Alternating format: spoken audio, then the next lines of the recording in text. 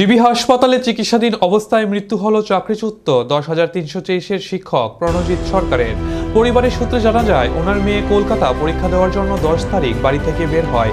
মাঝপথে যাওয়ার পর খবর আসে অসুস্থ অবস্থায় শয্যাশায়ী হয়ে পড়েন প্রণজিৎ। তারপর সেখান থেকে তাকে নিয়ে যাওয়া হয় শ্রীনগর হাসপাতালে। শ্রীনগর হাসপাতালে নিয়ে যাওয়ার পর সেখানে চিকিৎসকরা তাকে শান্তিরবাজার জেলা হাসপাতালে রেফার করে। পরবর্তীতে সেখান থেকেও তাকে জিবি হাসপাতালে রেফার করা হয়। গতকাল প্রায় আনুমানিক 3টা 30 মিনিটে মৃত্যুবরণ করে প্রণজিৎ সরকার।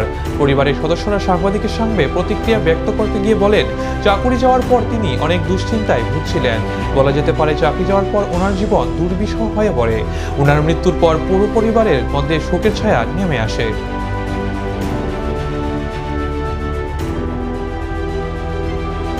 10 তারিখ আমরা বাড়ি থেকে বেরিয়েছি, আমরা কলকাতা যাবো, এখানে নিয়ে এক্সাম দিব কলকাতাতে। তো আমরা অর্ধেক যাওয়ার পরে ওখান থেকে খবর আসছে মানে অসুস্থ হয়েছে, ঘরে ফিরে আসলো। তারপরে আমরা ওখান থেকে নিয়ে আসলো শ্রীনগর হসপিটালে, ওখান থেকে রেফার দিয়ে শান্তিবাজারতে জিবিতে আসলো। আজকে 4 দিন অসুস্থ আসলো জিবি হসপিটালে। তো থাকাকালীন কালকে বিকাল 3:30টার দিকে তানে মারা গেছে। মানে প্রচণ্ড টেনশনে আসছিল। তো চাকরি যাওয়ার পর থেকে প্রচণ্ড টেনশন করতো। কিসের চাকরি করতো? 10,300 মাস্টার আসলো।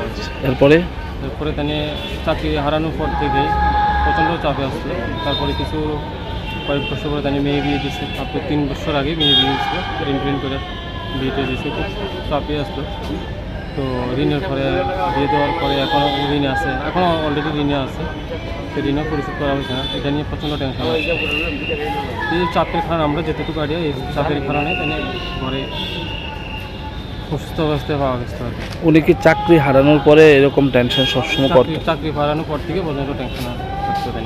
কি মনে হয় চাকরি হারানোর কারণেই কি আজকে ওনার? হয় চাকরি হারানোর কারণেই, মানে এছাড়া অন্য কোনো সমস্যা আসলো? কোনো টেনশন নেই, অন্য কোনো টেনশন নেই। শুধু মাঝখান দিয়ে একটু টেনশন আছে। আগে চাকরি পাওয়ার আগের থেকে তিনি আগে রোজগুলি বইটাই করতো, মানুষের এজেন্টদের আসতো। তো ওইখান থেকে মানুষ অনেকজন অনেক টাকা পাইতো, ওখান থেকে চা পাইতো, মানুষের টাকা দিতে পারতো না। ওইখান থেকেই আই থিঙ্ক এইভাবে এর মধ্যে চাকরি তো ওনার মধ্যে চাকরিও হারালো, এবং দুটোটাই চাপে আসতো। তার মধ্যে নিয়ে বিয়ে দিছে, এটি নিয়ে আসছে, তার মধ্যে এটা হলো। কি নাম ওনার? প্রণজিৎ সরকার। বয়স কত আছে? বয়স 52। বাড়ি বিলুনিয়া রাজনগর। আপনার কি হয়? আমার শ্বশুর।